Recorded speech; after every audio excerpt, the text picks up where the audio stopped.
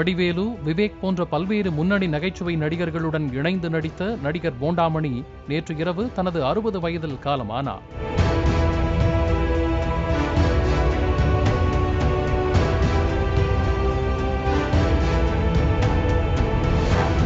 தேமுதிக நிறுவனர் விஜயகாந்த் போண்டாமணியின் இறப்பிற்கு தனது இரங்கலை தெரிவித்திருந்தார்.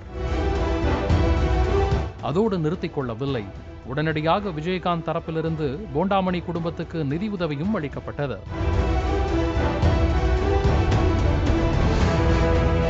போண்டாமணி குடும்பத்தினரை விஜயகாந்த் சார்பில் நடிகர் மீசை ராஜேந்திரன், சாரப்பாம்பு சுப்புராஜ், தேமுதிக அனகை முருகேசன் ஆகியோர் உதவித்தொகை கொடுத்து ஆறுதல் கூறி இறுதி அஞ்சலி செலுத்தினர்.